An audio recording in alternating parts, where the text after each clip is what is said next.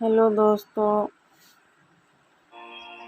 आज मैं एक ऐसी कहानी सुनाने जा रही हूँ जो आपको मोटिव तो करेगी ही, साथ ही साथ ऐसा शिक्षा देगी जो कहीं ना कहीं आपकी सोच को बदल देगी।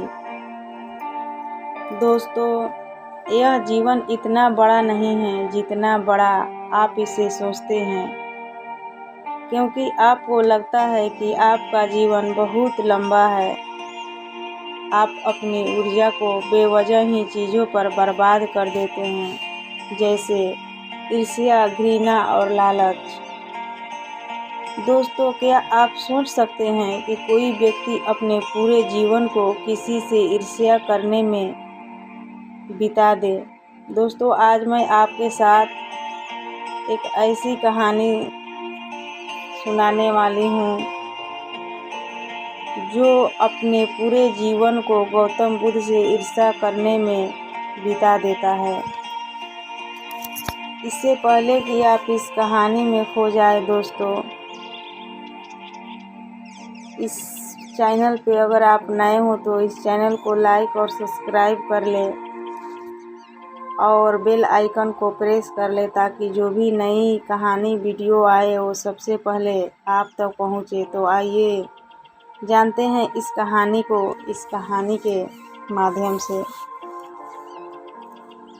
दोस्तों, वह व्यक्ति बुद्ध का भिक्षु था और रिश्ते में वह बुद्ध का चचेरा भाई भी था और उसने बुद्ध के साथ ज़्यादा समय भी बिताया था, लेकिन फिर भी उसका जीवन नहीं बदला। जानते हो क्यों? क्योंकि उसने अपने भीतर कड़वाहट के बीज बोकर रखे हुए थे और उस व्यक्ति का नाम देवदत्त था। दोस्तों, देवदत्त ने बुद्ध को मारने की बहुत बार कोशिश की, लेकिन वह हर बार नाकामयाब रहा, असफल रहा। एक बार देवदत्त यह सोचता है कि वह राजा अजातशत्रु के सेना को लेकर बुद्ध और उनके सभी भिक्षुओं को समाप्त कर देगा। देवदत्त राजा के पास जाता है और उनसे कहता है कि राजन, आप मुझे अपनी सेना दीजिए और मैं आपकी सेना के मदद से उस बुद्ध और उसके संघ को समाप्त कर दूंगा। लेकिन इस बार भी देवदत्त असफल हो जाता है, क्योंकि अब तक राजा अजातशत्रु भी गौतम बुद्ध का अनुयायी बन चुका था। राजा देवदत्त से कहता है कि बुद्ध को मारना तो दूर की बात है, अगर उनको छोटी सी खरोंच भी आई तो मुझसे बुरा कोई नहीं होगा। मैं चाहूँ तो अभी तुम्हें मृत्यु दंड दे सकता हूँ, लेकिन जाओ, मैं तुम्हें छोड़ता हूँ, क्योंकि अब मैं बुद्ध का अनुयायी हूँ। इसीलिए बेवजह की हिंसा मैं नहीं करूँगा, मुझे यह शोभा नहीं देती। बुद्ध को अगर किसी ने एक बार खुले दिल से सुन लिया तो वह कभी भी बुद्ध से ईर्ष्या नहीं करेगा। उस समय तो देवदत्त वहाँ से चला जाता है, लेकिन वह तय करता है कि वह अकेला ही बुद्ध की हत्या करेगा। उसके कुछ दिन बाद बुद्ध अकेले ही भिक्षाटन के लिए एक पहाड़ी के रास्ते से जा रहे थे। देवदत्त उस मार्ग में पहले से ही छिपा हुआ बैठा था। उसका उद्देश्य था कि मौका मिलते ही वो बुद्ध पर हमला कर देगा। जब बुद्ध देवदत्त के निकट जाता है तो देवदत्त एक वृक्ष के पीछे छिप जाता है, क्योंकि इतनी हिम्मत बुद्ध के शत्रुओं में भी नहीं थी कि वे बुद्ध को सामने से वार कर सके। इसीलिए देवदत्त भी पीछे से वार करता है। वो बुद्ध के ऊपर पीछे से खंजर फेंक कर मारता है, लेकिन उसका निशाना चूक जाता है। इतने में ही देवदत्त को सामने कुछ लोग बुद्ध की तरफ आते हुए दिखते हैं, जिसके कारण वो पेड़ के पीछे ही छिपा हुआ रहता है। वे लोग बुद्ध के पास आकर बुद्ध को प्रणाम करते हैं और बुद्ध के साथ ही गांव की तरफ जाने लगते हैं। बुध के जाने के बाद देवदत्त यह सोचता है कि शायद बुध की मृत्यु खंजर से नहीं लिखी हुई है। इसीलिए देवदत्त बुध को मारने के लिए कोई और योजना बनाने लगता है। उसके बाद देवदत्त एक छोटी सी पहाड़ी पर चढ़कर बैठ जाता है। उस पहाड़ी पर छोटे छोटे बहुत सारे पत्थर थे जिन्हें आसानी से नीचे ढकेला जा सकता था। उन पत्थरों का आकार कुछ ऐसा था कि अगर किसी के सर पर गिर जाए तो उसकी मृत्यु निश्चित थी। उस पहाड़ी के नीचे से आने जाने का रास्ता था। देवदत्त यह जानता था कि बुध भिक्षाटन के बाद उसी रास्ते से वापस लौटेगा।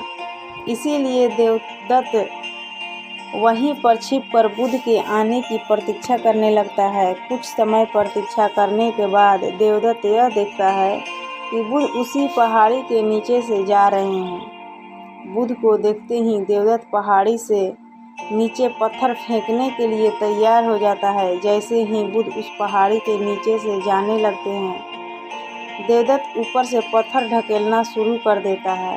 उन पत्थरों से बुध को तो कोई नुकसान नहीं पहुंचता है, लेकिन पत्थर ढकेलने के कारण उसका पैर फिसल जाता है और पहाड़ी से लुढ़कते हुए नीचे गिर जाता है। उस पहाड़ी से नीचे गिरने के कारण वो बुरी तरह से घायल हो जाता है। बुध यह जानते हुए भी कि देवदत्त उनके प्राण लेना चाहता है, फिर भी वे उसे जख्मी हालत में अपने भिक्षुओं के पास ले जाते हैं और उसका उपचार करना शुरू कर देते हैं। और देवदत्त का अंतिम समय था, यानी कि देवदत्त ने अपना पूरा जीवन बुध से ईर्ष्या करने में बिता दिया था। देवदत्त अब होश में था और अपनी अंतिम सांसें गिन रहा था। उसकी आंखों के सामने से पूरा जीवन गुजर रहा था, लेकिन इस बार उसकी आंखों में पश्चाताप के आंसू थे और उसे अपनी गलती का एहसास हो रहा था। उसे अब यह बात समझ में आ रही थी कि जिसके वह प्राण लेना चाहता था वही उसके प्राण बचाने के प्रयास में लगा हुआ है। देवदत्त के आंखों से अब बहुत आंसू निकल रहे थे और वो अब बुध की तरफ देख रहा था। बुध उसके शरीर पर लेप लगा रहे थे। देवदत्त रोते हुए और लड़खड़ाते हुए आवाज़ में बुध से कहता है कि मैं आपसे क्षमा मांगने की भी लायक नहीं हूँ और मैं आपको बहुत क्षति पहुँचाई हुई है। पर बुध कहते हैं कि मुझे तो कुछ याद ही नहीं है। बुध के ये शब्द सुनते ही देवदत्त के आंखों में आंसुओं की धारा बहने लगती है और वो दोहराता है, बुद्धं शरणं गच्छामि, धम्म शरणं गच्छामि, संघं शरणं गच्छामि।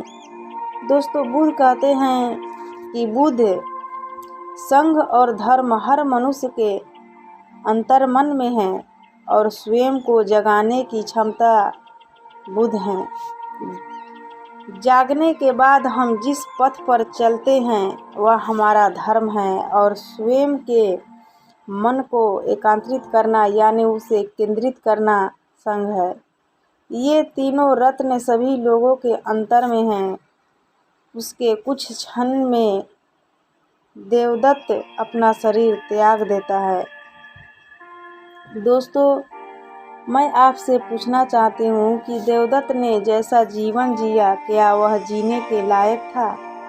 क्या नर्क किसी और जगह का नाम है?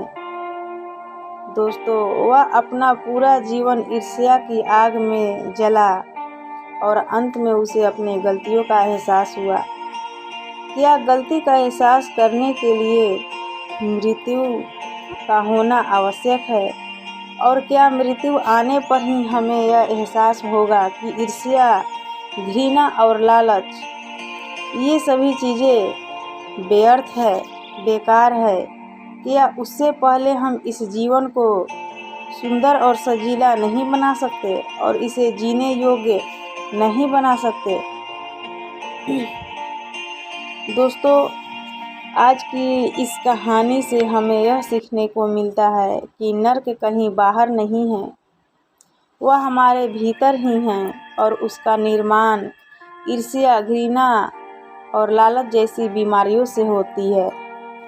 दोस्तों, आज की यह कहानी आपको कैसी लगी और आपको इस कहानी से क्या क्या सीखने को मिला, कृपया कमेंट करके कमेंट बॉक्स में बताएं। साथ ही अगर आपको यह कहानी पसंद आई होगी और आपके लिए उपयोगी साबित हुई होगी तो दोस्तों अपने दोस्तों के साथ शेयर ज़रूर करें, ताकि और लोगों को भी ये शिक्षाप्रद कहानी सुनने को मिल सके।